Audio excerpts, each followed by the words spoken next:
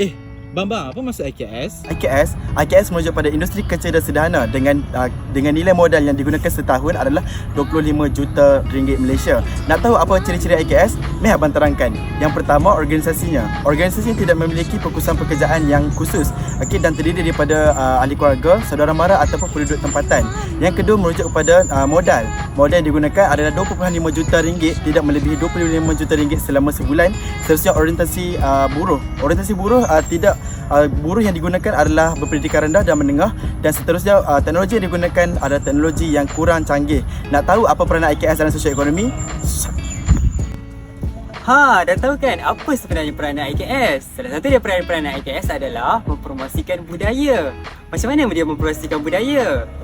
Kita kan ada pelbagai budaya. Kita ada batik, kita ada kraft tangan, dan juga kita ada pelbagai etnik yang menggambarkan identiti kita masing-masing. Justru itu, IKS lah yang akan berperanan dalam mempromosikan lagi promosi budaya di negara ini. IKS berperanan penting dalam memajukan sektor peruncitan dan perniagaan dalam pembangunan wilayah dan tempatan. Hal ini kerana produk-produk IKS ini akan dipasarkan secara meluas dan terdapat inovasi dan kepelbagaian produk IKS dalam pasaran tempatan. Hal ini sekaligus dapat meningkatkan permintaan produk IKS dalam pasaran tempatan melalui sektor peruncitan dan perniagaan, di mana produk-produk IKS seperti penjualan batik, kraft tangan, produk minuman, makanan, kerepek dan sebagainya dapat diinovasi dan ditingkatkan penawaran dalam sektor peruncitan. Hal ini akan memajukan lagi sektor peruncitan dan perniagaan. Seterusnya, industri makanan tempatan. Ia berperanan besar dalam ekonomi dan juga masyarakat tempatan serta serantau. Sebagai contoh, seperti kedai makanan dan juga kafe akan meningkatkan serta mencipta pekerjaan lalu mengurangkan pengangguran, dan ia juga akan menyokong petani moden.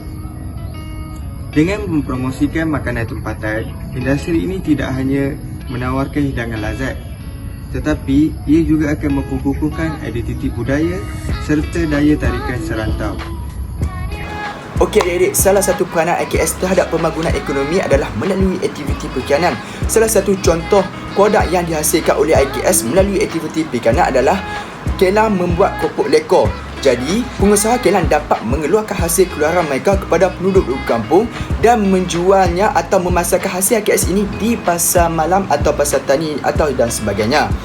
Dan keuntungan ini tidaklah seberapa, namun sikap gigih pengusaha IKS dapat menyebabkan produk mereka akhirnya mendapat perhatian pengguna. Okey, seterusnya.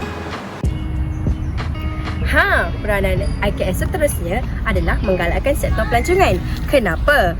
Kerana IKS ini mengeluarkan cenderamata dan kraft tangan daripada pelbagai etnik seperti tikar mengkuang, labu sayong dan batik.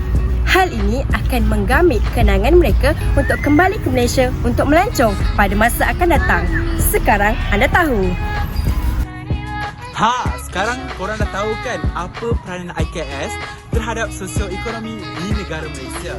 Oleh itu, secara rangkumannya, apa yang saya boleh simpulkan adalah peranan IKS itu adalah sangat penting, yang mana dapat memberi impak positif terhadap sosioekonomi di negara Malaysia. Sekian itu sahaja daripada grup kami. Assalamualaikum.